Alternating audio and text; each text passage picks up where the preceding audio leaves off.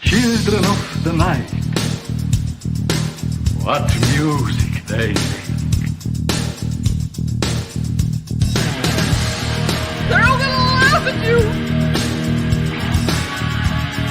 They're coming to get you, Barbara. What's up?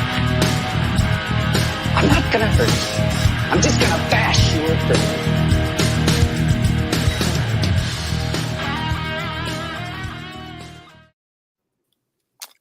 Hey everyone, and welcome to another episode of Final Guys. Tim Meyer here, one of your co-hosts, joined as always by Jason Brandt. Hello. Jack Campese. Amen. And what the hell is that over your face?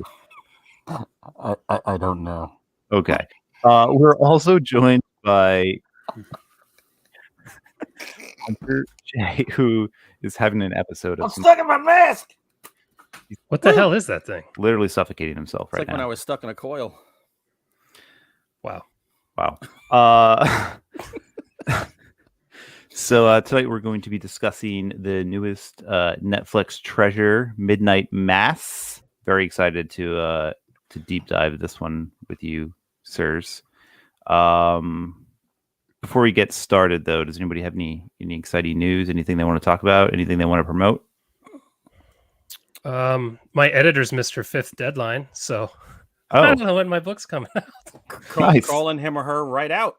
Mhm. Yikes. Hopefully they don't listen to the show. Hopefully they do. I will Nobody. let people know, anybody who pre-ordered my book, Faithless, it's going to be, I think, a week late because we're hit with the old COVID supply chain nonsense. But it'll still be out in October. So if you had faith in him getting a book out on time, Get no faith. It's not me. I delivered my book on time. They have to deliver it. in the 1 mail. week, I'm on like 6 months here. Oof, It's fine. Yeah, exactly. It's all good. You're fine. that's brutal. I'm drinking this delicious pumpkin ale called Clash of the Pumpkins. oh, I saw that on your Instagram, dude. How is Look that? at it. It is That's delicious. Harry Hamlin. Spectacular. That's amazing. Gorgeous. So cool. It's Is catty. it good though? It is. It's a pretty tasty pumpkin ale. If you like pumpkin ales, it's up there with the best. The best of them. I went with an old mainstay, Montauk Brewing Pumpkin. Oh. Ooh, I never Home had of that the Montauk Monster. Hmm. This is very good because it's not too sweet. It's not too heavy. It's just, this is a good one. Like if you want to say, I want to drill like 9 of these Yeah. and then, go do work on the roof. This is perfect. You could do it. What's the ABV on that? It's only like 5.7. Oh, okay. This one is 7.2. Oh, heavier. Not bad. It's pretty tasty. Speaking of drinking, do we have some drinking words up in here? We always have drinking words. Thanks, Sheridan. Okay, here we go. When we say these words, you drink your pumpkin ale or your own urine. I really don't care what you drink. If Jack says the words long, vampire, or cut, that's your cue. My words are cat, mass, and trunk. Mass, trunk. Okay. Shermack Light. I love this man. He is deep diving on like old shampoos. Blood, Ferry, and Church. Jason's words are slow, Kuntz, and shot. And the bonus words are burn, Catholic Flanagan. Burn that Catholic Flanagan. Although I think he's Very an nice. atheist now, right? I thought I read that's what he is now. I mean, after watching this, that wouldn't think so. surprise me. Yeah. Fair enough. Awesome. Can't wait to talk about that later. I see a Lesky sighting in the chat, which is Yes. back from the dead and ready to party. raised himself from the grave and is back in the chat. God. It's a terrible thing to say. I know. He knows I love him. He was hiding Probably with looks like Sasquatch. shit even more than usual. He'll probably hate everything we're going to talk about. That's like for Jack to say. So, Jack, you got some news you want to share? It's time for the news. Oh fuck! I forgot I even had a bumper. Oh my God, he's drinking. Oh, Where is that? you thing? failed, sir. It's the news. Yay! Best I bumper we completely have. forgot I had that. Best bumper we have. Oh god! Yay! Is that the first time it was actually used for the news? It might be. No, Maybe because once? last week I had the emergency Elvira news. Oh, that's right. That's right. No, I think the first time you unveiled it, we used it for news. Yeah, we've used it. Did I? Okay, cool. Now we need drinking word bumper. So get cracking on that one. I'll think about that one. I can get Danzig to make a little music thing. Oh god. Okay. Because there are no original ideas anymore. The first bit of news is this. The Lost Boys is going to be remade. I thought that was out. The Lost Boys remake? Remake? Yeah, I heard that was out, but I guess that was 2 weeks ago, so maybe it's back in. I'm depressed. Are you saying What do you they mean out like they're not doing it? they're or not like doing out it? Like, That was I saw that like 2 weeks ago. But So that what could I have been saw false was- news. what I saw was that because they're doing this, the CW reboot, which was going to be a series, is gone. Oh, thank God. This is going to have the kid from It and the kid from A Quiet Place in it. Let me see if I can find their names here. The boys. Noah Jupe and Jaden Martell. It's going to be tough to capture that weird 80s magic of the first one. as long as I- Saxman's in it, I don't care. Well, That's a good Jason's point. playing Saxman. That's why he's been like working out lately. I really Everybody hope plays they X-Men. don't do a retro and make it in the 80s. Please just make it. Actually, I think they said it's going to be in modern times. Yeah, they're saying it's set in modern day. Good. So I can I- divorce it from the real thing. I would prefer again that just make it another sequel that's in the same world instead of Exactly. just doing the same damn movie. They need to learn these remakes are just not working anymore. Yeah, make it a sequel years later. Be done with it. And What as about a a prequel? reboot. Fuck you. It's a prequel where young Tony Soprano is a vampire. Oh man. Okay. Sad. There's no word on whether what's that song Cry Little Sister? If there's going to be a remake of that done by Selena Gomez or something. I don't know.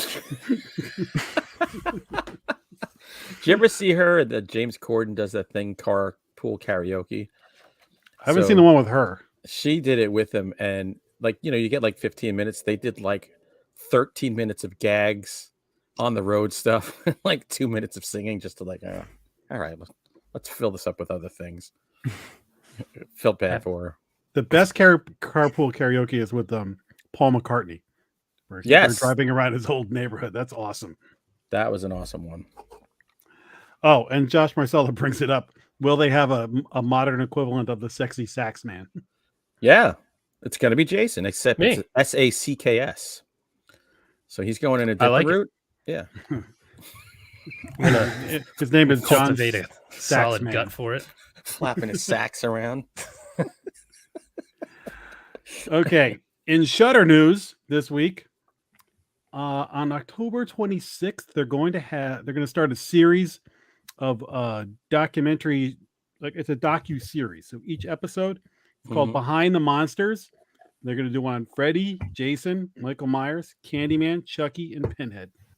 Oh, I'll watch that Yeah. for sure. Yeah, Okay. I love those behind the scenes things. If it's anything like the Crystal Lake and the Nightmare on Elm Street, Oh, those were amazing. Those were awesome. I hope it's 7 hours long. Yeah. I love Crystal Lake Memories, but that was long. Yeah, that was amazing. Yeah, that sounds great. And last but not least, especially for Jason Brandt, coming up on October 8th, Joe Bob's Halloween Hoedown has announced their guests. David Gordon Green of the new Halloween movies and Mr. Jason Blum. Cool. So there's rumors that there may be 3 movies this week, and probably the 2018 Halloween could be a contender to be shown. 3 movies. Jesus. Because they did at once. They showed like 3 Halloween movies or something. That'll go on forever. That's gonna be long. We will all bail after the first one, but Will Jason Blum talk politics? I was just gonna say, oh god, This is hit or miss. Who knows? it makes what that guy's done for the genre, but man, lately he doesn't talk about horror. He talks about like politics. Yeah, let's hope he doesn't this time around. Just please no. so that is Friday night, and that is all the news that's fit to print. Yay! Yay! News. All right, let's just get on with it and talk about some stuff that we watched this week.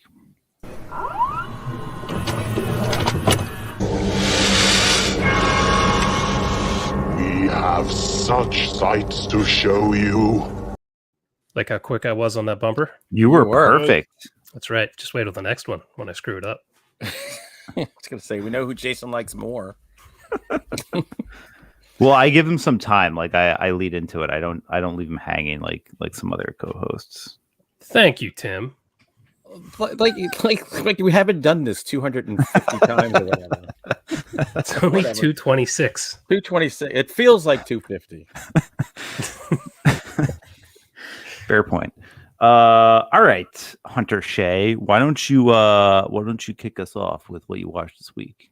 All right. Since Jack's looking at X Hamster on his phone, it's definitely just good to I do Yankee Red Sox feed. Oh, you know what? I was surprised you're on here tonight. I thought for sure you'd bail.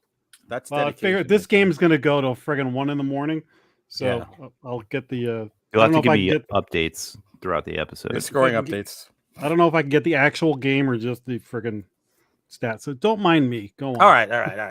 So, by the way, it's been so long since I had updated our spreadsheet with our movie things. I had to like revisit this and go, what did I watch like a month ago? Because Yeah. we've had all these special episodes. We're like freaking Blossom.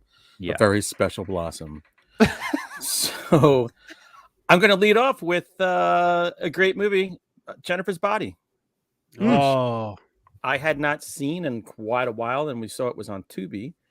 And one of my daughters, it's like she loves that movie, so I said, "Let me watch it without her and tell her I watched it." Haha, and that's what I did. So this, let me tell you, man, I forgot really how good this movie. I always think of it, I'm like, "Oh yeah, it's a good movie," but I mean, it's written by Diablo Cody, who has done a ton of movies, but it stars, our favorite Megan Fox, who we're going to do every horror movie she does now, right?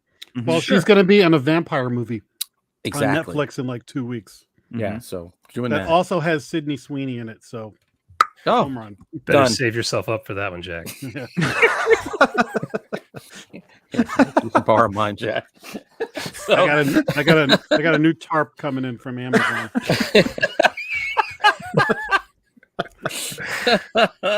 Splat Zone. So this is kind of like Amanda Seyfried's in it too, and they're she and Megan Fox grew up as best friends, and they're like yin and yang to each other, but they love each other deeply until they go to see a band at this. I guess it's a White Lion, not White. Who's the band where the place burned down? Oh, Great White. Great White, yeah, it looks like a Great White concert they go to. You're close. You got the white part right. This is White something. White Lion, Great White. They were all in the 80s. So anyway, Megan Fox, she's kind of gets entranced by the lead singer, and terrible things happen to her, and she comes back a different person. So this movie is just a shit ton of fun. The dialogue is so crisp and so witty and cutting when it needs to be cutting. You got two absolutely gorgeous leads in this movie. I mean, even women love the both of them. And it's just I forget. cool, man. Do they kiss in that movie or I can't? They sure do. Oh, yeah, I wouldn't know. Don't pretend like you don't Yeah. watch that scene. Really. Like it's not printed out and hanging above your computer. It was the first GIF poster I ever made. I gotta tell you though, like their final battle scene, I thought was really cool in the dirty, filthy pool, which that grossed me out more than any blood that I saw. Yeah. Oh, Jesus Christ! Don't get that in your mouth. J.K. Simmons is awesome in that movie. J.K. Simmons playing totally against type because he's. I normally, have like, not real seen tough that guy. since it came out. I didn't even remember J.K. Simmons being in it. Yeah. Young Chris Pratt is also in the movie. Yes. Yeah. He's one of the kids in the high school. Kind of. No, I think he's just And, out of high school, but he's been hanging around them. What's his Yeah. name? Adrian Brody. Is that the guy in the band? Yep. No, Adam Brody. Adam Brody. Adrian No Brody's the. I gotta Yeah. rewatch this. It's a really good movie, man. It's better than I remembered it because I hadn't watched it in a really That long movie time. ages really well. Yeah, it's Yeah. cool. I watched it recently. The only thing I thought was weird is like how they framed that movie. Because it starts off with what's her face is like in like a mental institution. Needy. Yes. And I was like, this is like a weird way to start the movie. Let's see how I got here. Yeah, I know. I don't really like it when Rewind. movies do that, though. If it's done well, I like it. I didn't think this movie pulled that off that well, but I still love the movie. I think it's a great movie. Hey, back in the day, one of the producers wanted to grab my first book, Forest of Shadows, and said to my agent, "Oh, Native Americans are bad people in this, and I don't think that's going to play." And I was like, "Tell him to go fuck himself." I said, "Native Americans can be bad just as everybody else." So, and the Native American was the one who told me to make them bad.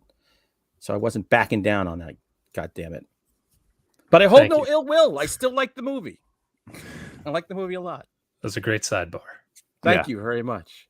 So if anyone wants to make a movie with bad Native Americans, contact me at Klondike 54321. Klondike 5.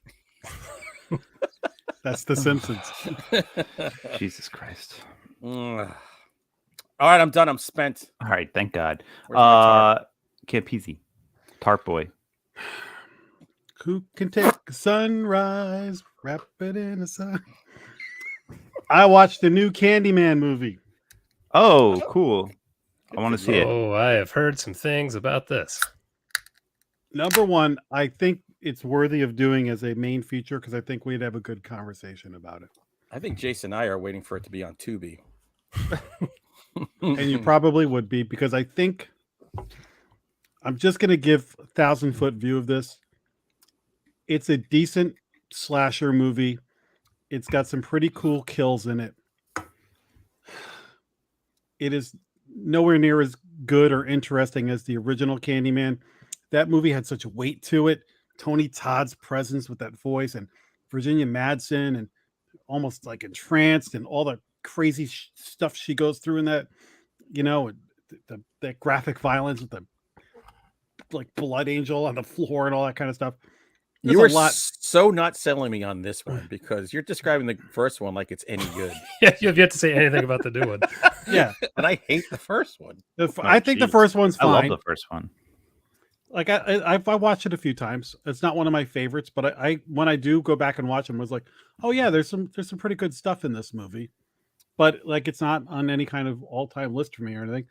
This one, they did some interesting things in order to talk about relevant issues for today and kind of reframing it so that you could move forward if you want without having to rely on Tony Todd. But for all the social and racial things that they try and do with the movie, I think they tried to fit too much in here, and I thought a couple of choices they made didn't work for me.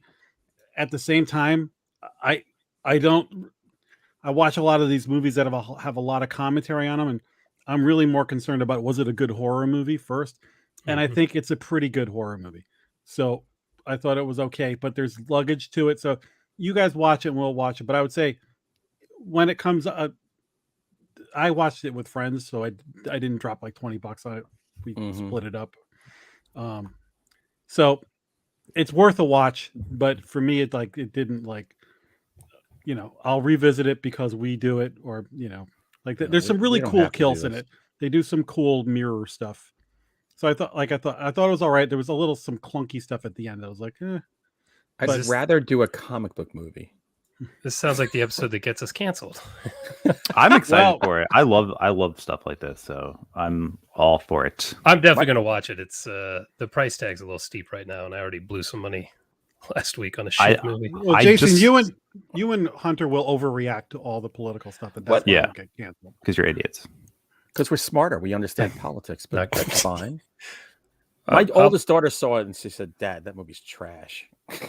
I want to see it. I'm excited for it. I saw it today and I almost pulled the trigger on it, but then I took a nap instead. So My neighbor stopped me just because he knows I write horror books. He's like, "Did you see that new Candyman?" I was like, "No." He's like, "It fucking sucks." And then he went in his house. I'm like, wow. Jeez. Okay, random neighbor. Thank you Good for your job. opinion. Look, if I had paid $20 for it, I've been like, "What the heck did I just do?" But to sit with a few friends and watch it, we got some laughs out of it. But like all of us, like there was a few things we're like, "Huh." Okay, you're throwing a lot of stuff at the wall, but there were definitely a few scenes I was like, "Oh, that was really cool." all right. And they little. So, like I said, it's decent. All right. It's just not a franchise that gets me. Like that, Sweet Valley High books. There's certain things that a lot of people like that I just don't, and that's one of them. The original is not a classic to me. I think it's okay. I'm not in love with it. I don't hate it, but it's not one I really care to revisit. Which I can't wait to do the whole series coming up.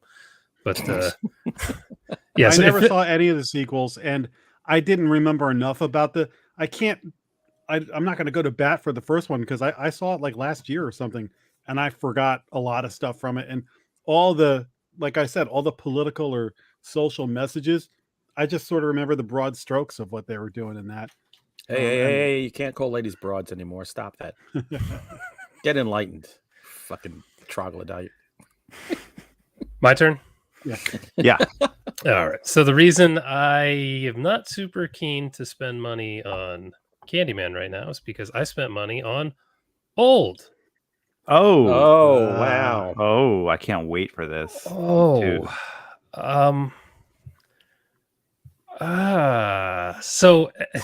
Jeez. M. Night Shyamalan's back on the roller coaster again, unfortunately.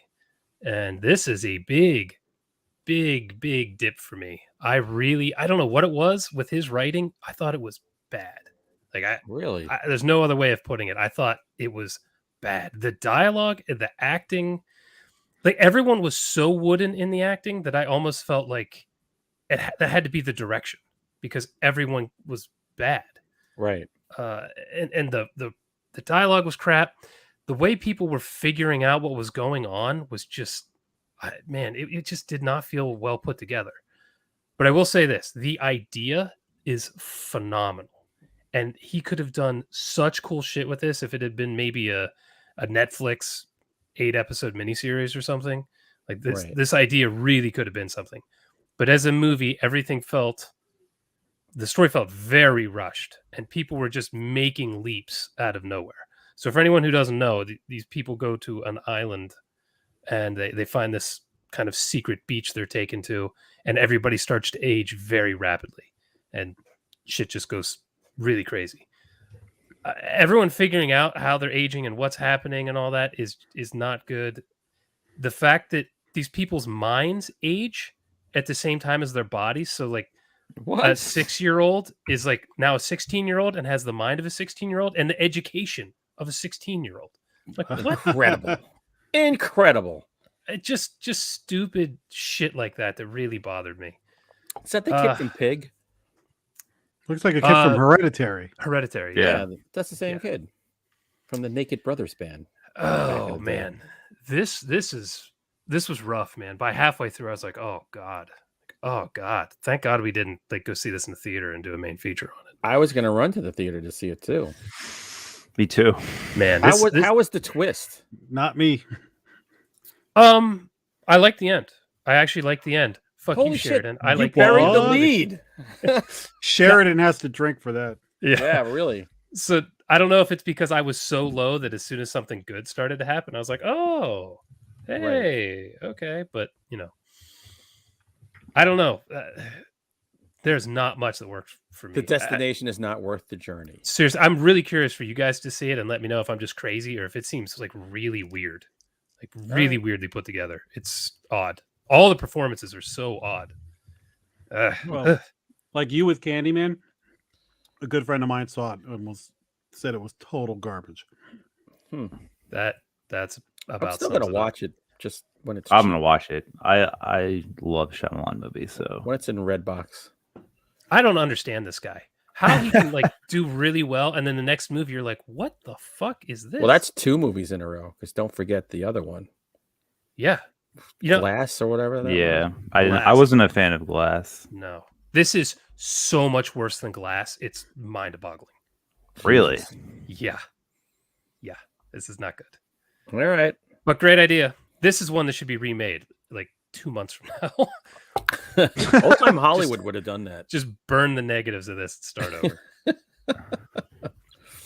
Okay, so I watched Arachnophobia for like the first time in like I don't know 30 years. God, I love that movie. Wow. I've been wanting to revisit it, but my wife keeps vetoing it. Oh man, dude, I am not a fan of spiders. Just FYI, I'm not afraid of them, but I don't like them.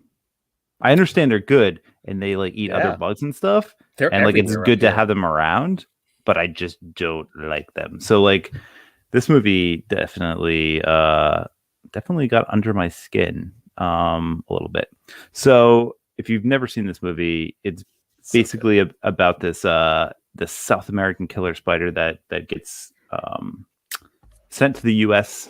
It hides in a coffin, and then it basically gets into like this barn house and starts killing people. It's got Jeff Daniels in it. John Goodman has like the best character. Steals the show. Oh yeah. He plays like this exterminator, and he's hysterical. Even though I don't think he's like trying to be, it's hilarious. But yeah, I mean, this is just a fun like late 80s, early 90s movie, and I enjoyed watching it again. What's the name of the woman, Jack, in that? I don't remember. Remember her? Oh god damn. I can't remember her name. Didn't she You play the seen- sheriff? The wife? Oh, the sheriff. Yeah. I don't remember that. There's seen where hard. Jeff Oh, the Daniels? sheriff was the heavy guy from not necessarily the news. Oh, what movie am I? I'm thinking of a different Spider movie, I think. You're thinking of a Eight-Legged different Spider Freaks. I'm thinking Kari about Wurr. Oh, Kari Wurr, yes. Oh, well, that's the greatest movie ever. It's got Scarlett Johansson and Carly Wurr. Yeah, this movie had Harley Jane Kozak and Julian Sands. Yes, it's a spider expert. And John Goodman. John Goodman's awesome in that. Yep. When Jeff Bridges. Daniels. What? I always get those two mixed up. Dumb and Dumber. When he has to go to the high school and start grabbing balls and having all the boys cough, like that shit just always cracks me up. The coach's like, I'm going to send some work your way. It's like, that'd be great. And then just cut to that. It's awesome.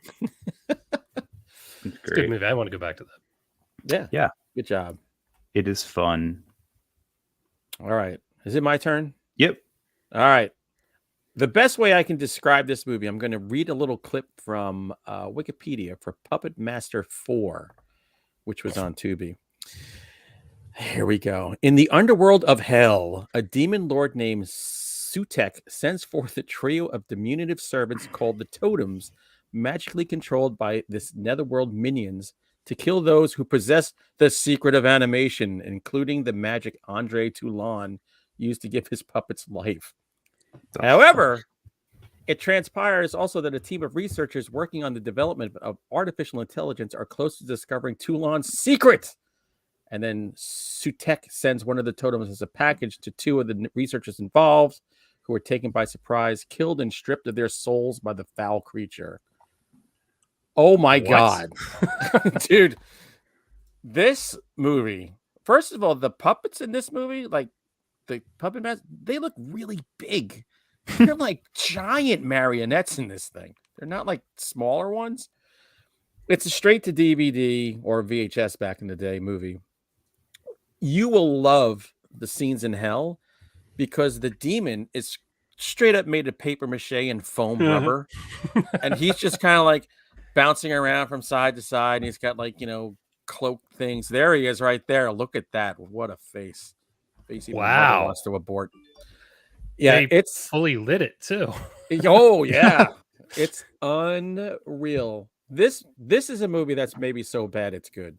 I was just gonna ask, should I do this? Because in looks this movie, the puppets, Toulon's puppets, are the good guys battling the demon's giant mega puppet, and you got to see that thing to be believed. Jesus, Why look at is that his nipple. nipple so huge? I was And- just thinking, And close together.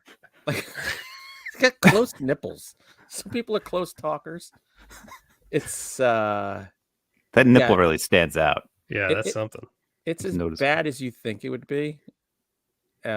There you go. I love the demons. They just kind of like look into like this boiling cauldron or a pit. I don't know what the hell they were looking into. This looks amazing, man. I need to watch this. Yeah. It's actually kind of fun. It's on Tubi because Tubi has like everything Tubi, baby. band has ever put out. It's definitely worth the watch. But the foam rubber demon was I was like, I could watch that thing all day, just bounce around, maybe battle a Power Ranger or two. it was that dumb. Damn. All right. I And I read it's the sequel to part 2, so I guess we're forgetting part 3, kind of like Halloween 3. I watched all of these back in maybe 2008 up to whatever they were on, and I remember nothing about any of them. I remember puppets.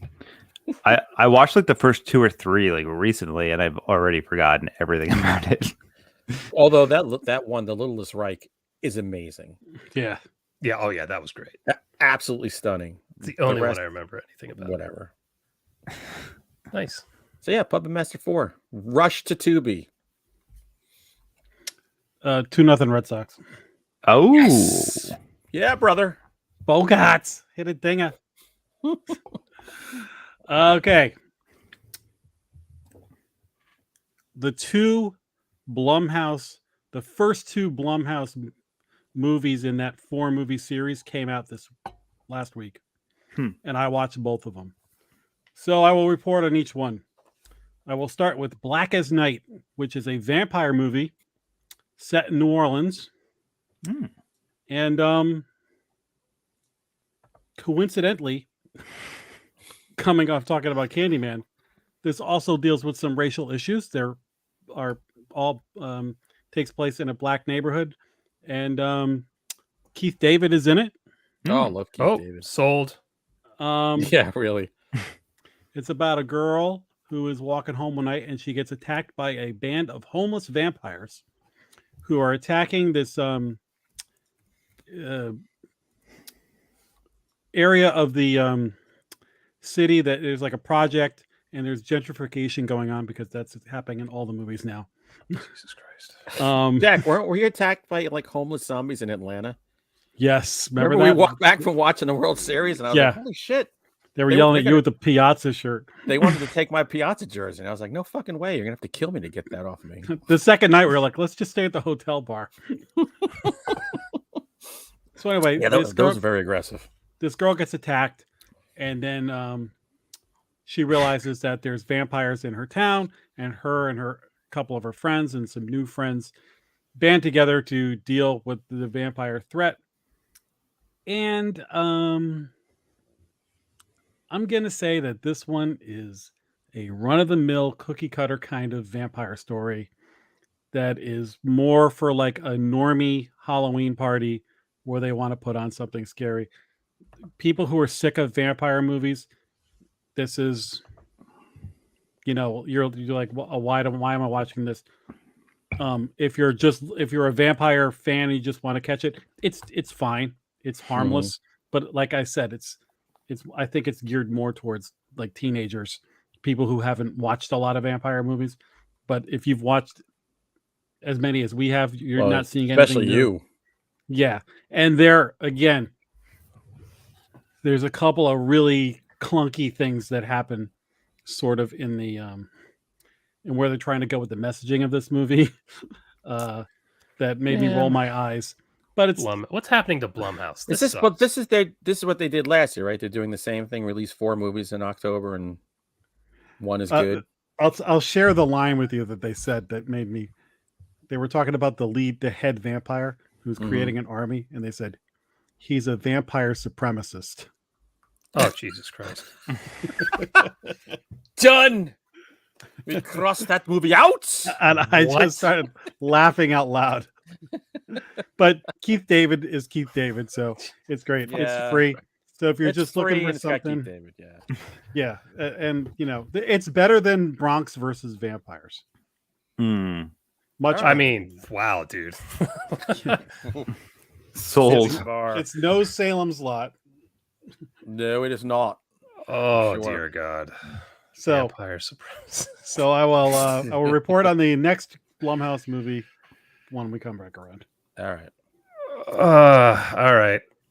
I finally got back onto the Blackwell Ghost train. I got to number 3. I like 3. The one where he finds a new ghost to go after so he doesn't have to keep recording in the same house. It's a smart move. Because by the end of 2, you're like, okay, we're done with this. There's nothing happening. This is exactly more of the same, but in a new house. He goes in, you hear stuff, you see a little bit. He finds out some info about the ghost as things go on. He drinks a lot in this one, which is kind of fun. Yep. That's it. I don't understand why these movies work for me, but they do. Because you sit there, like, especially the pounding that goes on a regular basis. I'm like, it's loud. That would scare the shit out of me. There's no way I would stay. He there. handles it extremely well, but there's one point he hits a point where his reaction is hilarious, and it's exactly what everyone should do in every movie. Yeah. He is very charming in these. His production quality is like YouTube level, which I feel like makes people relate to him more because it doesn't feel like a movie. It feels like just this dude recording himself in haunted houses. Yes. And I like him. I don't know why. I like him. I'm down. I think the 6th is coming out soon. I've been hearing chatter. All right. Well, I'm going to watch 4 and 5 hopefully this week, so I'll be ready. Awesome. Is there any word on a new Bad Ben? Anybody know? I haven't been paying attention. Well, he's been moving all of his movies off of all streaming platforms, and now it's coming back out somewhere else because, like, Bad Ben TV is off Roku. But then there is another one, Bad Ben Reign of Terror, something like that. But he has a new one coming out soon. I haven't watched the pandemic one yet. I haven't either because I don't. Save your soul. Don't watch that movie. That's going to be my pick when it's time to get Tim back. Oh no!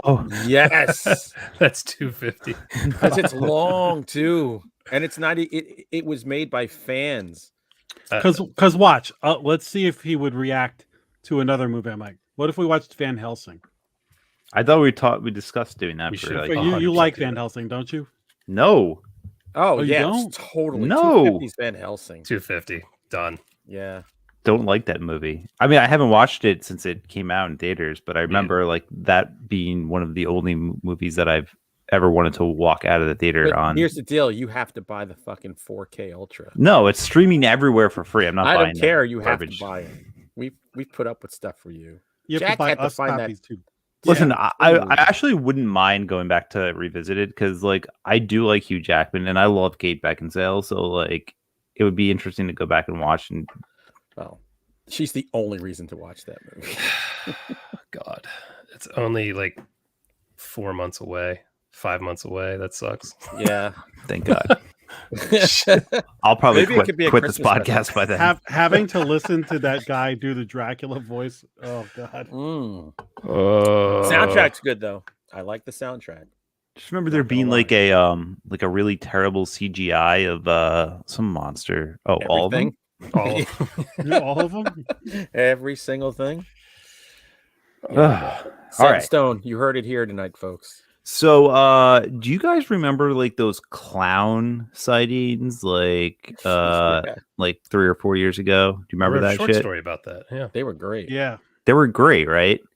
Well, I watched a mockumentary / found footage movie about the clown sightings. Oh What? God. Yeah, What's it called? It's called Behind the Sightings. Now, I may have watched like the first 2 minutes of this movie. There was Oh my some God. movie like this that I started but didn't finish. Go on. yeah. So you're probably better off where you were in abandoning that movie. No, so like it's about these two filmmakers who want to make a documentary about all these crazy clown sightings. So they go to, in a very Blair Witch 2 type scenario, they go to the town where like these famous clown sightings are happening, and they're interviewing all these people, And so it's part like mockumentary style, but it's all done like a found footage movie because it shows like part of like the documentary that they're cutting together, and then it shows like a little bit of them, like the family, the couple, like their relationship. And yeah, so they go and find these clowns, and surprise, surprise, they find the clowns, and bad stuff happens to them. So is this a good movie? I don't think so. Probably nobody does. Okay. I don't know if you are a clown enthusiast and you need to like you need something to fill that void in your life, because we haven't really been getting a lot of clown movies lately, which I thought we would be getting. Like you would think like after the success of the It remake, we would just get like this freaking influx of Did you ever clown see movies. the one called Wrinkles? No, I saw that one. Yeah. Yeah, that was, I knew somebody did. that was pretty no, good. I haven't seen that one. But yeah, like it's very low budget. There was parts of it I actually liked, and I was like, oh, this is kind of cool. It's an interesting premise, and I've always like have been fascinated with like the clown sightings thing, because I always thought that was like just really fun and hilarious, and like the fact that it became like this like mainstream. Are you okay? We're laughing at what our friends. I am laughing at a comment in the chat right now. Oh, It's terrible. Jason, you could flash it up on the screen. that's a good one. But Be my daddy. but yeah, I've always been fascinated by it. So it was I got a kick out of it, but it wasn't like a great movie. I can't say I really recommend it unless it's free and you like. I know Jason, you like found footage type movies, so it might be something worth watching if you can find it like on Tubi or something. Here, if you're new to Final Guys, I'm going to tell you right now. This is the rating scale. If Tim does not like your movie, it is a flaming pile of diarrhea. Wow. Yikes. Absolutely, it has to Just be. shit on those guys' lives. I mean, I also am not a big fan of The Shining though, and you guys. well, there you're just stupid. That's fine. You're just being obtuse. I can't wait. I want to hold your hand as you're slowly slipping from this earthly coil, and you finally look at me and go, I was just bullshitting you. I love Kubrick's version. And I'll be like, good night, Tim. Well, first of all, you're gonna die a whole lot sooner than I am. So Not a chance. Not a chance. I saw your fucking slow ass walking around with your quote unquote hurt foot. You ain't got nothing on me, kid. Oh god. No one's gonna know when Tim's getting dementia because he's gonna be saying crazy shit like the shining spots. And... It seems fine to me. I don't see anything different. I had no idea he's gone. Oh my god. That's amazing. Should I talk about a book? Please. Sure. So while 3 of the 4 of us were at Scares That Care, because we don't care about no COVID. And God, if we were going to get COVID, that was the place for sure. That was, yeah. Fucking come within 40 miles of their karaoke, and I don't know how we're not all dead. So I was with my buddy, and Tim, I think you know Matt Serafini. You've met him before, right? Yeah, I love Serafini. Yeah, he's awesome, dude. So I bought his book Ocean Grave because I dig me some like deep sea stuff. This, first of all, the cover is really cool. It's like a diver, like slowly diving into a giant creature's mouth. But it's set in Madagascar, which is cool. I love exotic settings, and it's this couple. They're on their honeymoon, and the new husband, unbeknownst to the new wife, is searching for this treasure and kind of dipping out, and she's getting more and more pissed, and she's getting hit on by 2 gay guys. But are they gay? I don't know. Why are they hitting on her? But whatever. Turns out he gets her sucked into this whole. It's an action novel. It never lets up. It kind of reminds me of Brian Moreland's Tomb of the Gods. That kind of like boom, boom, boom, boom. We're just rolling here. But as they're searching for this treasure and being chased around by literal pirates and people are dying left and right, there's also this giant creature that's like lurking off the waters that is just like eating boats and people at random. It was fun, man. This was like Sounds good. Yeah, it's a damn fun book. So if you just want to sit back and have a good time, good sea adventure, good thriller, Ocean Grave, a novel of deep sea horror. I think I picked it up from him like 2 or 3 years ago at Scares, like when that book first came out, and I just haven't read it yet. So Oh, you should. You'll like it. I'm sure I will. I will, deep sea horror. I took his book and I autographed it to myself, and then I was very happy. That might be my new thing that I do from now on. For all You're the books. hilarious. I don't know that I've ever read him, and I'm not sure that I met him at Scares. He's always there, isn't he? But I don't know if I've. You were there because you were in the reading. He did the reading. Yeah, with but I me. don't know that I actually talked to him. I don't think I've like actually met him. He was sitting on the other end next to Adam. I don't. I'm so drunk at those things. I don't know. Yeah. So read it and weep. Okay. Awkward pause. The next, I wasn't sure if he was done gushing over his. I'm done. Buddy. You know what? The person driving is supposed to like move it along. No, that's not true. Tim's all about Don't make laissez-faire. stuff up. Let it happen. The next Blumhouse movie is Bingo Hell. Oh, I've been in that with my Now, wife. this is a group of elderly friends in a neighborhood that is being what? Gentrified. Oh, for fuck's sake. It says it in the description. Oh my god, it does. And their leader, Lupita, who is played by, I don't know the woman's name, but she's great. Their bingo parlor gets bought out by this sinister dude who kind of looks like the Poltergeist 2 priest, played by Richard Brake. Oh, Richard Brake. I like him. God, just the Photoshop job here is horrific. It's unbelievable. It looks like an ad for a realtor, like a really cheap ass realtor. I could do that, and I am trash at Photoshop. So there's kind of like a needful things kind of thing going on here where this guy comes in and if you win at bingo, your dreams are coming true, but there's a price to it. This movie, as you can see from some of the colors in these pictures we're showing, kind of bright neon colors. I got kind of a Tales from the Crypt or Goosebumps for adults kind of vibe on this. Mm-hmm.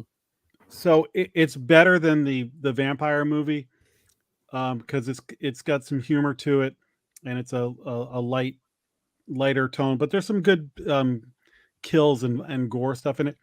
I wish it had kind of hit the gas a little bit harder, both with the humor and with the horror. I felt like, they were here, and if they had ratcheted it up a notch or two, this would have been like a more memorable movie. As is, I think this is the one. If you're looking to watch one of those, this will be a good this is a video store rental. Like, yeah, that was okay. I'm looking for something to watch tonight, but it's not going to be one that you want to go buy and watch. A bingo movie is the better of the two, though. Yes. So a woke bingo movie? That sounds like it's right up my alley. Yeah. Hitting all your sweet spots. Oh, Jesus Christ. Gentrification in 2 movies in 1 week, dude. You're 3. Candyman's got it too. Oh my God, dude. You're just scraping the bottom of the barrel here. Okay, what did I read? Oh, I finished Intensity by Dean Koontz. Oh. And I'll keep it short because we've talked about this book 3 times now. This is a really fun book. I enjoyed it a lot. This is definitely my favorite Koontz that I've read. I've probably only read 4 of his books, maybe. I'd have to look. I don't even remember. Same problem I've had with his other stuff. He's overwriting, at least to my taste. Mm-hmm. It really feels like he could lop 100 pages off, and this would be a lean, mean, badass book. But he writes with a lot of flowery language, and I typically like a leaner kind of text. But we're like lunch pail readers.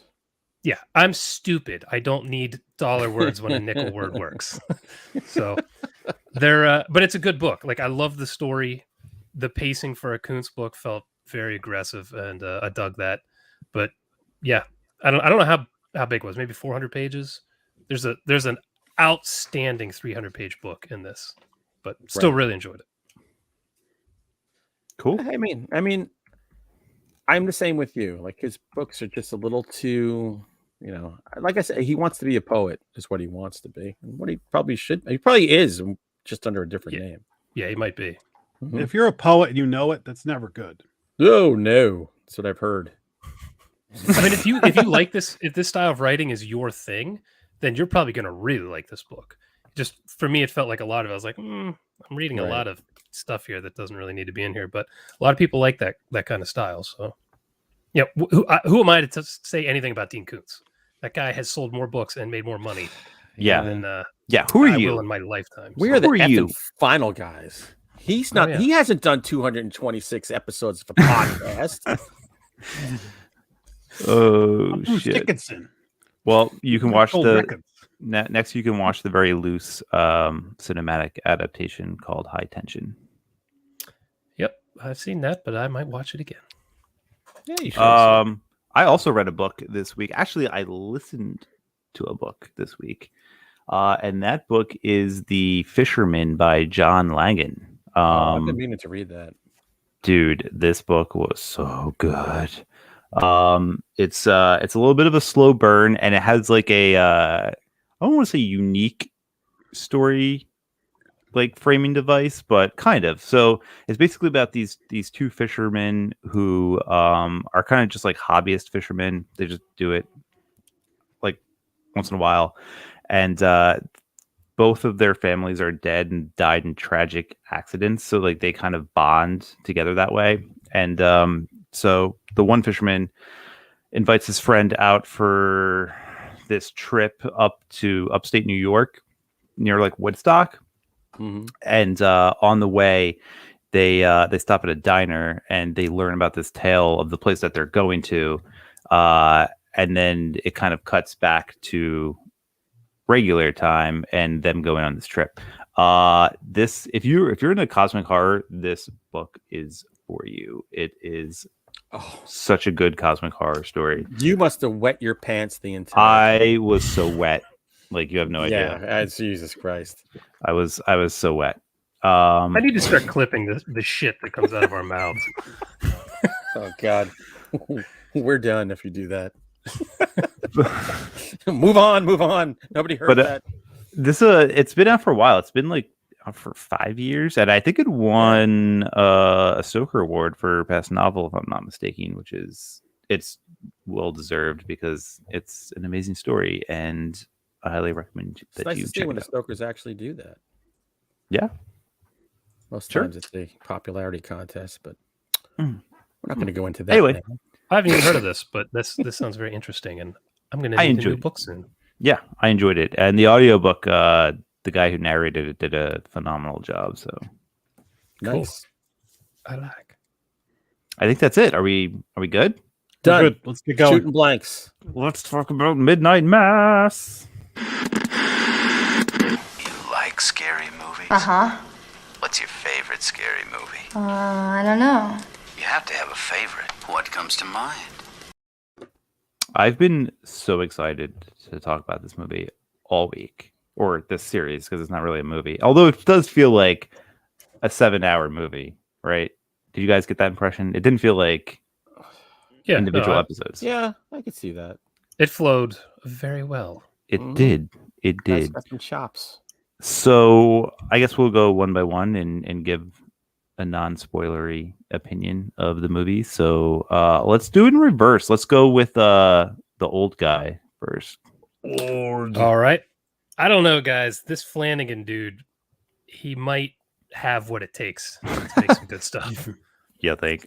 I thought this was freaking awesome. I mean, it's crazy, even though sometimes there are monologues that last for like 10 minutes and they're walking. They must have incredible memories, some of these actors, because there are some long one-take discussions. Especially the priest with all of his the priest. sermons. Man, The priest who plays the idiot brother on that show, The New Adventures of Old Christine. I don't If you watch ever your watched stupid that show. show, it was so hard to watch him in this in the beginning. I could not. It took 3 episodes before I could really get into him. Really, I thought he was Yeah. phenomenal. Yeah, I thought he was great. Everyone was. was phenomenal in this. The direction it takes, the pacing. I I really, really love this. And as much as I want more Flanagan movies, if he's going to keep doing little 7-8 episode miniseries like this, I'm happy with that too, because damn, I loved it. I thought it was so good. First of all, the synopsis of this is that the small island of Crockett Island, I guess, about 127 population, something like that, I think they said. Yeah. A troubled islander moves back after some entanglements with the law. He comes back to live with his family, reunites with his high school sweetheart. At the same time, a new priest comes to their parish, and this community is very religious. And from there, I'm not saying anything else, because if you haven't seen this, you want to go into this as blind as possible.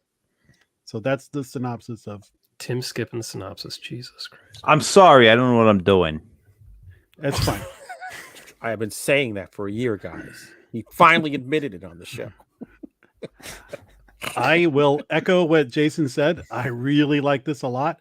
I will say I was given a heads up by my buddy Morgan that he was like, it's good, but it's slow. So I was kind of ready. So yeah, there are definitely some monologues where I was like, wow, they're talky here. But I thought that was fine, because what they were saying had real substance to it, and having it pays off. Yeah, and having anybody who has any experience with religion and religious people and situations, and maybe even crises of faith, or even discussions about faith, a lot of the stuff they were talking about is stuff that you've either thought about or had discussions of or heard people say and probably argued about. So I thought it was so well thought out, but yeah, maybe if we're going to nitpick a little bit, that would be the thing. However, like I said, this was so well written, well acted, and when we get into spoilers, so refreshing that I was blown away by this. I really liked it. Well, I had nothing. I knew nothing. You guys said watch Midnight Mass. I said Midnight Mass. I didn't even know it was a Flanagan thing at all.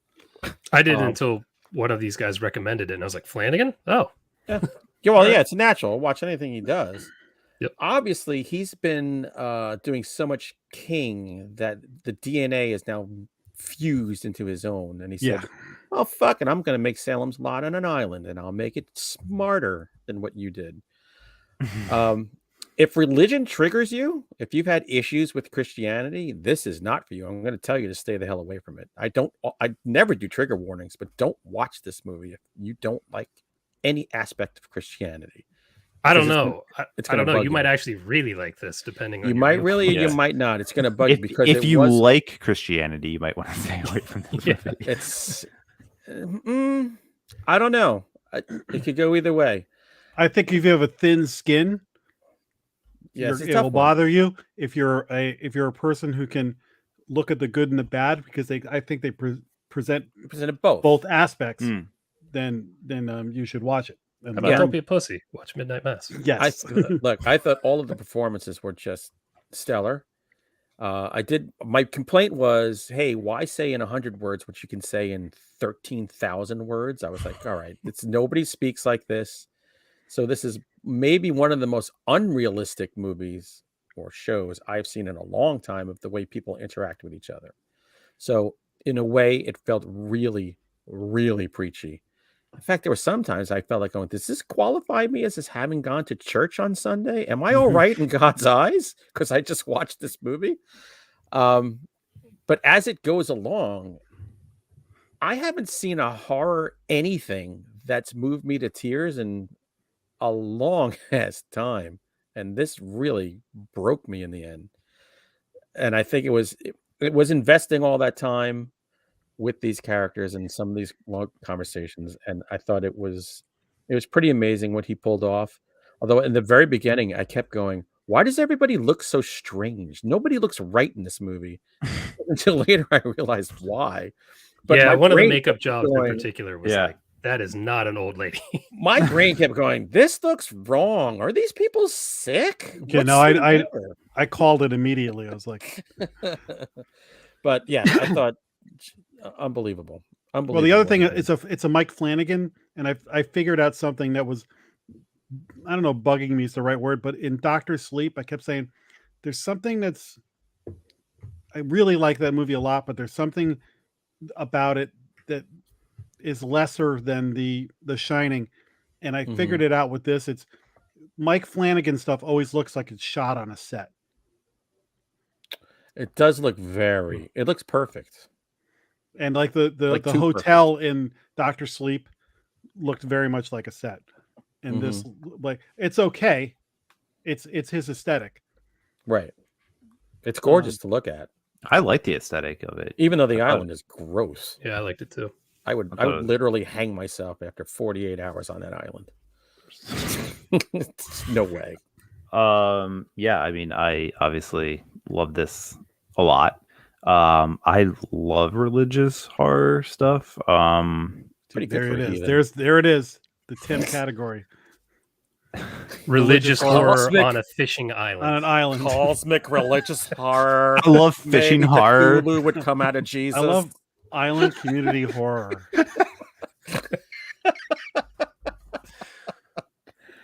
I love monologue horror. And this was right. Well, Jesus I Christ. like lush-haired priest horror. God. No, this was a beautiful piece of filmmaking. And can we just like let Mike Flanagan do Dark Tower already? Jesus Christ. Can we do that? Please. Oh God. 47-part miniseries. Imagine how many monologues he could get in that. Oh my God. It'd be amazing. Yeah, no, this was great. The acting was great. Everybody was wonderful in it. At first I wasn't like cool with the monologues because I thought like they kind of slowed things down, but like thinking back, I mean, there's like so much buried in these 7 episodes, like in the subtext, that like I feel like I could go back and watch it and experience an entirely different point of view on it, just because there was so much going on, so much philosophy, which I also like. I like philosophy horror. All right, Aristotle. No, but there's so much depth in this that it was just wonderful. And I watched it with my wife, and she also like really dug this too. So I think it's a good piece of film that I think anyone who likes horror will like, but just like, you know, people who just like drama, you know, will also. I think it's probably enjoy this. the deepest thinking you're ever going to see in anything in horror. Yeah. Yeah. This deep an immersion is. I mean, well, part astounding. of the part of the thing is the first 2 episodes, there's especially a lot of talking and a little bit less action. When you get to like the 4th and the 5th episodes, oh my God. you're like, it's cranking.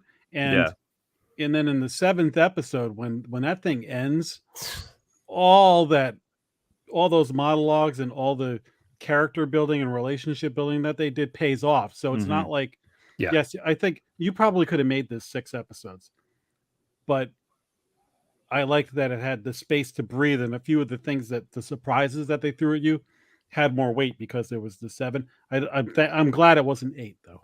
I kept thinking if somebody said to you any last words, you started talking that much, it just shoot you in the head like mid monologue. It's all right, enough. You said enough. It is super talky at the beginning, but yeah, you really need that to build the characters, and a lot of the philosophical stuff they get into pays off in the last 2 episodes in particular. Like a lot of the deep discussions they had really hammer home at the end. So even if somebody's watching this and they're like, just hang in there, the movie or the series kind of flips in tone and pacing as it goes. So it really pays off. Just hang in there. It's the last 2 episodes are it's just astounding. Yeah. I mean, astounding. I have a description for them that I don't even want to say because it'll tip like what happens. Yeah, but we got to get the spoilers. Yeah, we got This is amazing. Mike Flanagan is the king of horror at this point. I mean, is there anybody more consistent than he is? No, you know, it's a great movie that he did that like never gets any appreciation. Hush, like Oh yeah, Hush is love so that. good. It's And so by the good. way- Did you know that there's like a little Easter egg in there too Yes. No. for Midnight Mass? Yeah. So one of In the Hush? one of the book Yeah. because the main character's a writer. One of the books she wrote is Midnight Mass, and she like She has. Get out of here. she has it. Yeah. Nice. Also, the woman who plays the religious fanatic is her friend. Flanagan's wife and her are both in that movie. Yes. Right. Yeah. Oh, I don't. By the way, Flanagan married well.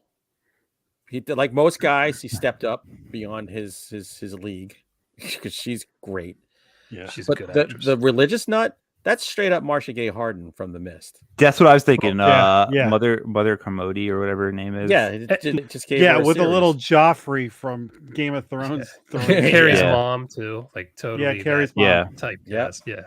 It had a very Stephen King-ish vibe, but I was okay with it. Like he took like the best things that Stephen King does and made him better. If I was Stephen King, I want to strangle him.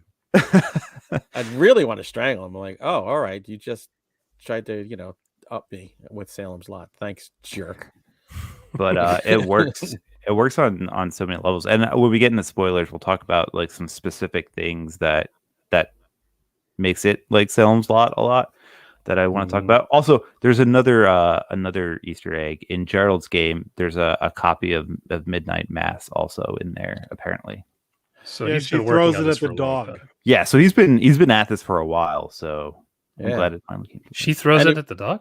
Yeah, the book she throws at the dog is Midnight Mass. Oh, he Oh. wrote this with his brother, which I think is pretty Yeah, remarkable. he's That had is this this has been a project of his for years, and he thought it was going to be a book, and then eventually his dream has come through. I read a really good, I think it's a Bloody Disgusting. There's an essay by him that's worth a read. Wow. Huh. Let's get before into we- spoilers because I Real almost quickly, I wanted to shout one dude out. Rahul Kohli. I don't know if I'm totally butchering it. It's the guy who played the sheriff. Oh my god. His God. character Oh, yeah. was so different from Haunting of Bly Manor that Yeah. it blew me away how good this guy is. Yeah.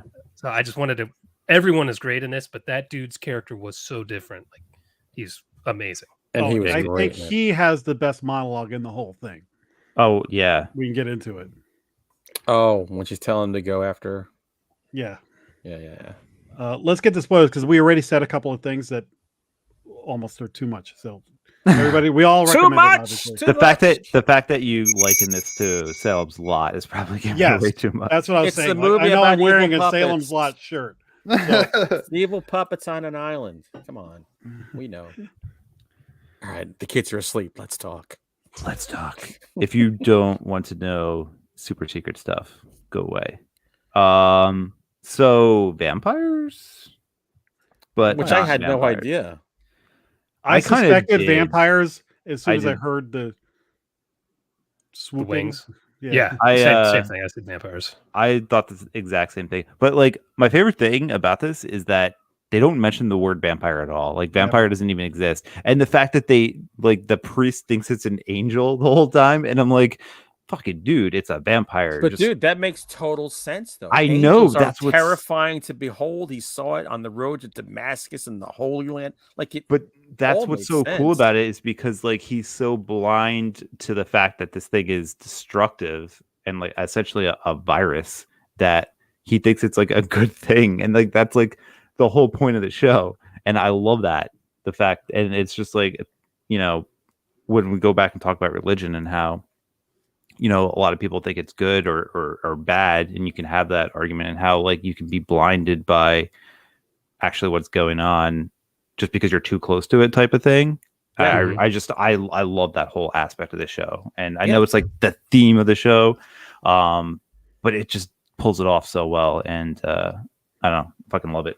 He Well, gave it a was- great speech about that at the end where he said, I just brought this back because I didn't want you to die. He says to his ex-lover. I Yeah, thought by that the was way, great.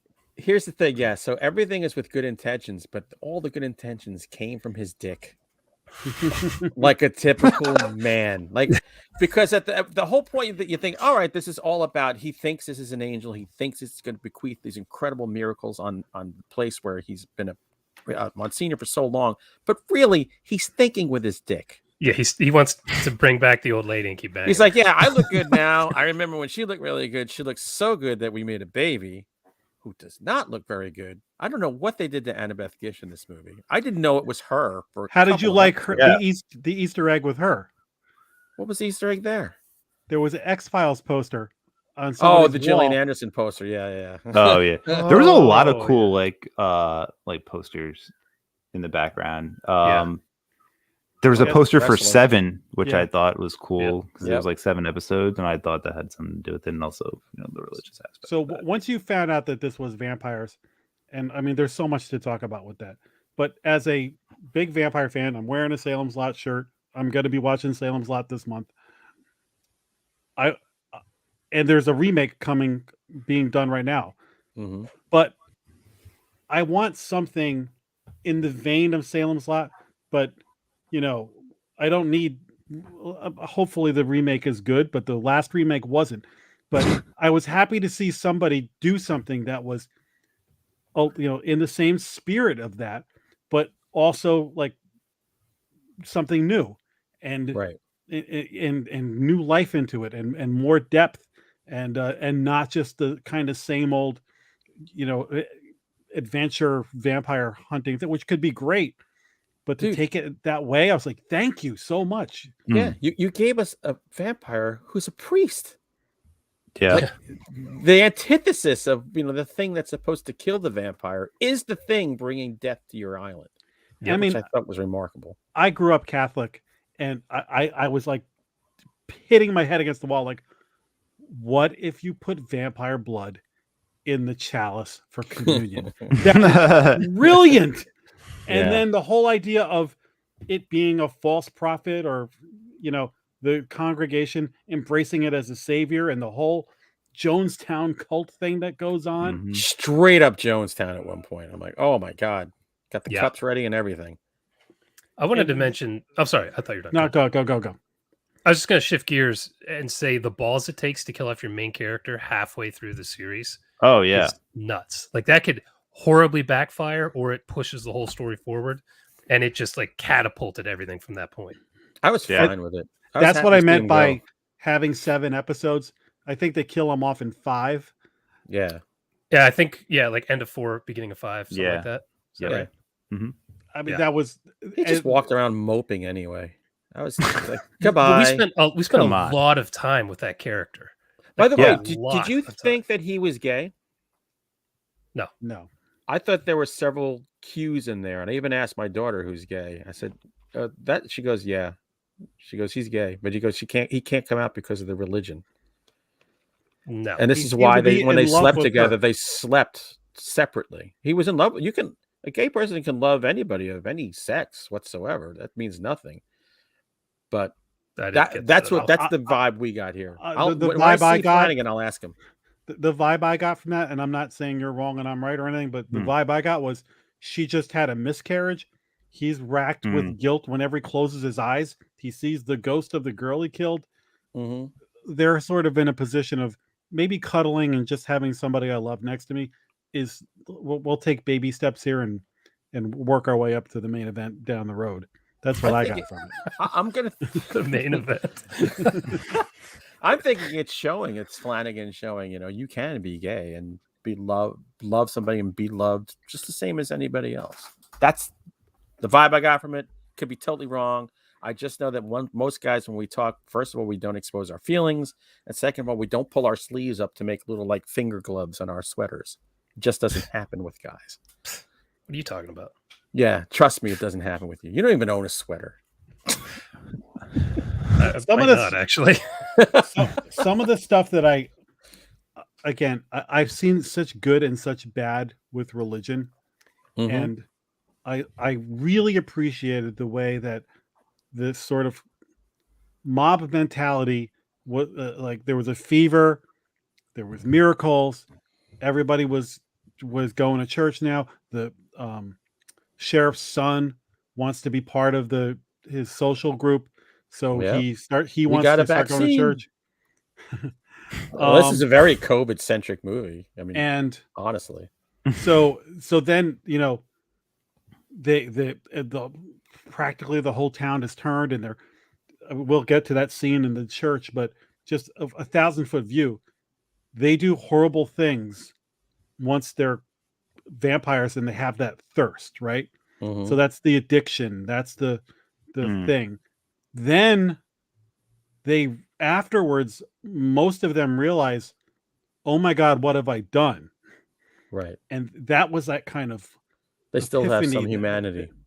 yeah. So they all just sort of let the sun rise, instead of like hiding under canoes and stuff like that. They're all so like that was like the bad of religion, and then some people are redeemable, and we were rooting for a guy who had killed somebody as a drunk driver, the whole time.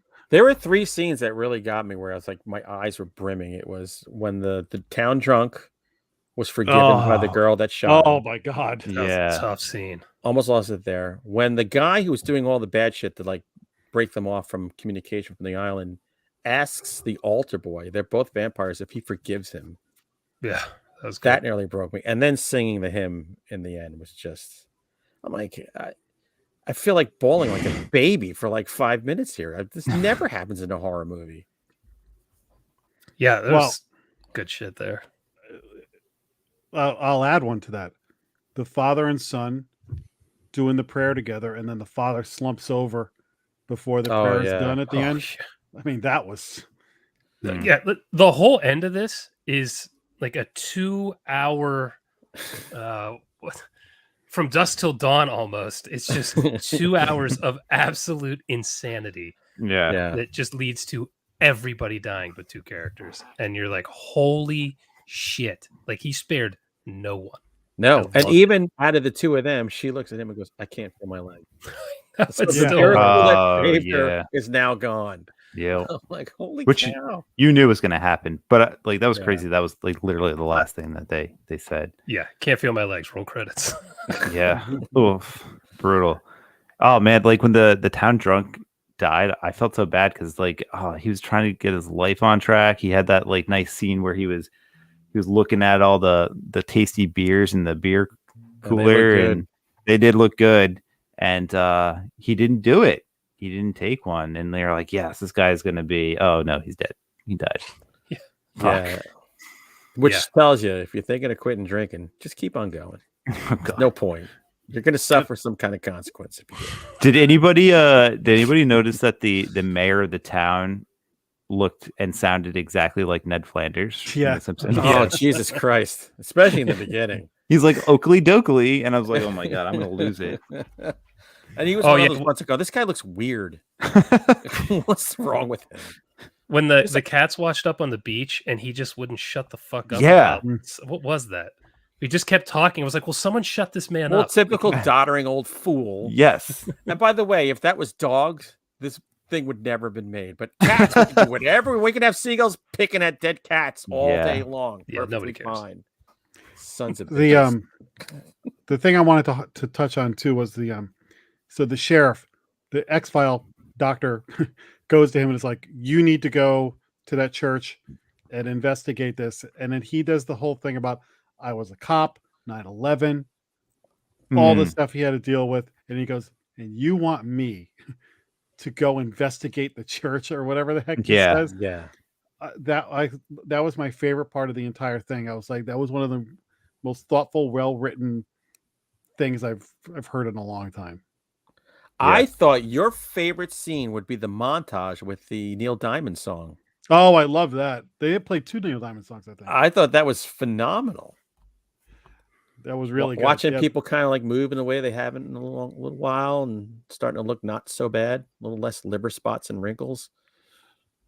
That took me a while to realize. I liked the way their vision changed when they all woke up. That the I love the trippy stuff, like the stars when before he burns up in the sun. Yeah. the stars and stuff. I love that shit. But you kind of think if you went into this thinking this is some miraculous thing and it's going to get me closer to God, and then you see things like that, you're thinking, Yeah. oh yeah, this is God working through me right now. I mean, I could totally see why you would do that until you stop and notice the slaughter. Yeah. Or the sun is burning you. Yeah. Yeah, the slaughter at the end, I just can't say enough how much I love the ending. When they were drinking the poison, oh my god, that Yeah. whole scene, and then they shoot the priest. The priest in the head. Yeah. Well, Yeah, first it of was all, let's tense talk as about hell. the vampire coming in as a priest. Oh my god, that was also crazy. That was the nuts. tension in that room was unbelievable. And the 2 times that the vampire just swooped and took out those people, Yeah. and you're just like, because that's where I love the original Salem slot. They made a choice to make Barlow Nosferatu like, Yeah. and they didn't have the technology at the time. Like this is where Hunter, we were talking about the Stephen King, like if Toby Hooper could go back with these special effects, that's what Yeah. Barlow would be doing. Mm-hmm. And I love that when he feeds, it's almost like he's in this continuous orgasm. It doesn't care about any. Yeah. You Yeah. are so inconsequential to him when he's drinking. The or her, kid who knows what it is. The girl was like shooting him, and like he was just like He's just like, unfazed. Fuck, Waved get her outta off. here. Yeah. Yeah. Yeah, that that was was crazy. Do you guys think it survived? Well, Is there we'll anything they judge didn't by show the die? success of this if we get another 7 It's part the series. same theory I had with Tony Soprano. If they were going to make a sequel, yep, he lived. If once Gandolfini died, I was like, oh, no sequel. He got whacked. Yeah. Same thing with this. I'm gonna think he didn't make the 30-mile. Yeah, I don't think he Trek. made it because I think they said like somebody said like, oh, there's no way he can make it or something. Yeah, the teen. kid. Yeah. But he could find a boat or something. But I think the sun Yeah. was coming up was the point, and like the distance between the sun rising and him going. They didn't show it though. Just saying. But it was great how they foreshadowed that with the shooting at him and he doesn't care. Right. With when he's on top of Katie Kate, Siegel. when she's just stabbing his wings a bit at a Yeah. time. Yeah. Just sacrificing But herself. see, now Chad says he didn't die because the girl's legs weren't working, but I disagree with that because They weren't connected like in they were saying that vampire if thing. you stopped the intake of blood, it would eventually your body would work its way out. So right. That's what we were told by the doctor. I love that too, with the test tubes where the blood was burning and stuff. Again, Yeah. as a vampire fan, I'm going, oh, they're just doing little touches to vampire blood because there's so many like I said, technology and the thought process. Somebody has looked back at old vampire movies and said, what could we do a little bit better now with technology? Or what do they do in vampire movies that isn't so thought out that Right. that I should? So I really appreciated that. That's the most fun we've had with test tubes since the thing. Yeah. I mean, is this the best vampire thing in the last 30 years? I mean, I don't. Off the top of my head, I'm having trouble thinking of anything this good. The only thing I would say, I like let the right one in. I think that was probably. yeah. That's really good. Yeah. The thing about it is, But this is great. this is great, but a 7-hour marathon of this, I will definitely go back and watch this again, and I may just go back and watch certain episodes of this. But it's way more of an effort to sit down and watch this again without like committing. Where it's like Let the Right One In or Salem's Lot or whatever. It's a Right. movie, so you can watch it. So it's one of the best vampire pieces of literature, whatever we call this, entertainment. But it's going to be harder to rewatch on a frequent. Yeah, basis. you might want to It's just go so back and long. watch the last 2 episodes. Yeah, I would Yeah. go back and watch this whole thing in a heartbeat. I almost debated just like watching it like again as soon as I finished the last episode. I was like, oh my god, there's just so much in there though that like I guarantee if you watch it again, you'll pick up something completely different than what you Oh. watched the first time. Right. For sure. I agree, but it's just you need 7 hours of time to do it. So Worth it. By the way, did anyone recognize Henry Thomas in the beginning? No, at it all? took me like 3 episodes. I'm like, that guy looks so fucking familiar. Oh wait, it's Henry Thomas. Yeah, I was like, recognized who him is just this because I dude? knew he was in it. I didn't know he was in it, and I was like, oh man, the dad looks so familiar. I recognized him right away, but I knew he was in makeup because I was like, he doesn't look that bad. I don't understand what's what's the going matter on. with him? I actually thought the guy Riley was awesome. Yeah, he did a great job. Yeah, Riley was great. All the acting in this was so Top good. notch. Yeah, Top notch the whole way around. I mean, Flanagan has his stable, and Yeah, brought he a few of does. them in here, and man, and his wife is just freaking amazing. I mean, we need to see her in more things because she's going to be in a Netflix movie called like Hypnotic or something at the end of this month. Oh yeah, I could watch her all day. The other thing, I literally was like getting physically like in a ball when the religious chick at the end is on the beach and she starts digging a hole. Yeah, and I'm saying, if she doesn't get killed, I've never want, like, I felt like Joffrey or the other guy in Game of Thrones, where it's just like, I hate you so much, you need to burn. Yeah. Why did she wait so long to get turned? Was she just like trying to stay in charge of everything and turn at the last second? Because like, why was she hanging out in that back room when Slaughter was going in? I wrote it off as she was so afraid that they had somebody who could move around in the daylight. That's what I thought too. Like maybe she was just hanging back until like the last possible moment type of thing. But I didn't know. Like I didn't know if they actually explained it, and I don't think I just missed it. But when Katie Siegel shoots her, we got 5 minutes. Oh my god, Yeah, that was awesome. Yeah, that was. That's the scene. Like if this was in a movie theater, like everyone would be like, yeah, exactly. That's a get up and cheer moment. It's The Mist when they shoot the woman in the grocery store, and everybody loses their minds. When that episode ends, I mean, I couldn't get to the next. I think I waited. It was late, so I had to wait till the next day, and I was literally like, I should just stay up till 1 a.m. and watch this right now. I saved the last two for like one day. I was like, I'm doing one after the other. See how this is going. I was just on fire. Like I was on, and I was like nervous. I'm like, oh my god, they're gonna kill everybody in the town. I think we watched 3 of them the first night, and like, I'm always like, whenever I watch something with my wife, she's like stays up all night. So like, I was certain she was just gonna blow through the whole thing because she was like, can we do one more? Can we watch one more episode? And I'm like, I gotta fucking be up at 5 o'clock in the morning. No, we can't. I'm tired. But she didn't, and we watched I think 2 and 2, and that was like kind of perfect. Like knocked it out in 3 nights. Right. I think we did. We did 3 days too. I did like how the mother, as she got younger, was horrified at what the priest was doing. Oh, yeah. Well, she knew him better than anybody. Yeah, and that's the thing. Like that, you didn't realize that at that moment that what was actually going on between those two characters. But now that you look at it back, like it was so good. She was in Dr. Sleep. Yeah, she played the mom. She's another Wendy. Another one. Yeah, he's got his stable, and they're all killer. Like, yeah, just keep doing what you're doing. Love it. Unlike Rob Zombie's stable. You should let the barn doors open on that stable. Let the horses run free. Listen. Don't defend him. I love Rob Zombie. I do too, and I like 60% of his movies. You love Lords of Salem. That's your favorite, I bet.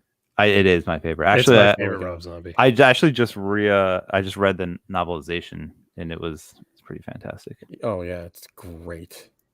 Does it have the animation? Does it just have like animation segment? But it's really good. I'm pretty sure Brian Everson wrote the whole thing because it's like Rob Zombie and BK Everson. I'm pretty sure Everson wrote the whole thing. That makes sense. Sure. That makes sense because it made more sense. Whatever. Do we have anything else? I mean, we could literally talk about this movie. It's so deep that we could literally talk about it for the next 3 hours and still not cover everything. The only other thing I have is it's 3-0 Sox. Yeah. Nice. Go Sox. So we could close this up so I could go get in front of the TV. Sounds Jason, good. Can you cue up Sweet Caroline and sing us out tonight? Don't think I can. Oh, damn it. All right. that's gonna do it for us this week. And do we know what we're doing next week yet? VHS 94. VHS 94, which is gonna be on Shudder, correct? Yes, sir. Tomorrow. Shudder exclusive. We'll be doing that. Should be a fine found feature. And then what are we doing after that? Footage feature. Halloween. Found feature footage. Yeah, probably Halloween. I would assume since it's gonna be on Peacock. Yeah, it has to be. I'm gonna go to the movies. It's going to be on Peacock, but you got to pay for Peacock, so I don't know if I can pay for. I think I have. I'm almost 95% certain that I have Peacock. I mean, I'll pay for a month. Who cares? Yeah, pay for a month. Just walk away. Yeah. Or come to the movies. I think I'm going to go to the movies for that one. Hunter, you should come with me. I do want to go to the movies, but I also don't. So. All right, I gotta get this shit done. All right. That's code for to go tinkle. Bye. See you. Sucks.